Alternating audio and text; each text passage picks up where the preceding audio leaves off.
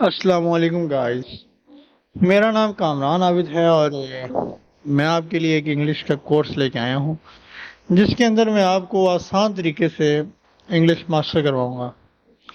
English is a language just like Urdu, اور اس کو سیکھنا زیادہ مشکل نہیں ہے۔ بس ڈیلی آپ نے تھوڑا سا ٹائم نکالنا ہے اور کچھ ویکس کے اندر آپ جو ہیں وہ انگلش سیکھ جائیں گے۔ انگلش لینگویج کو سیکھنے سے پہلے ہم اس کی امپورٹنس جان لیتے ہیں۔ انگلش ایک انٹرنیشنل لینگویج ہے جس کا مطلب یہ ہے کہ انگلش پوری دنیا میں بولی جاتی ہے۔ اسی وجہ سے ہمیں جہاں کہیں بھی، چاہے جاب لینے کے لیے یا پھر کسی اچھے ایجوکیشن انسٹیٹیوشن میں ایڈمیشن کے لیے جانا ہو، انگلش کا آنا ضروری ہے۔ اس کورس کو کمپلیٹ کرنے کے بعد آپ انگلش بولنے اور سمجھنے کے قابل ہو جائیں گے۔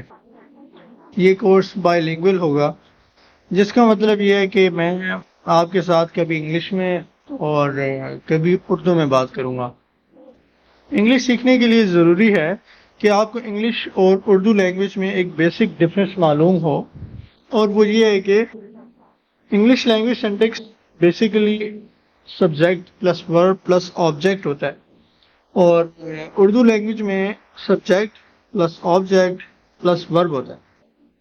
مثال کے طور پہ عمار فٹ بال کھیلتا ہے۔ اب اس جملے کے اندر عمار جو ہے وہ سبجیکٹ ہے، فٹ بال جو ہے وہ آبجیکٹ ہے، اور کھیلتا ہے ورب ہے۔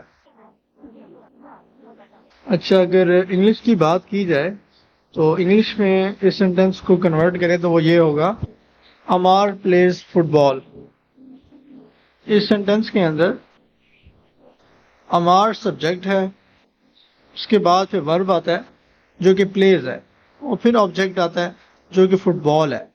تو آپ نے دیکھا کہ کیسے اردو اور انگلش میں سینٹیکس کا فرق ہے۔ تو ہم جب بھی انگلش لینگویج میں سینٹینس بنائیں تو ہمیں سینٹیکس کا خیال رکھنا ہوتا ہے۔ انگلش لینگویج سیکھنے کے لیے آپ کو 3 چیزیں سیکھنا ضروری ہیں: ایک ٹینسز، نمبر 2 ووکیبلری، اور نمبر 3 پروننسیشن۔ ہم اپنے کورس کا آغاز ٹینسز سے کریں گے، جو کہ میں آپ کو اپنی نیکسٹ ویڈیو میں بتاؤں گا۔ اگر آپ کو میری یہ ویڈیو اچھی لگی ہے اور آپ یہ کورس کرنا چاہتے ہیں تو میرے چینل کو سبسکرائب کریں اور بیل آئیکن پہ کلک کریں تاکہ میری نیکسٹ ویڈیو آپ کو سب سے پہلے ملے۔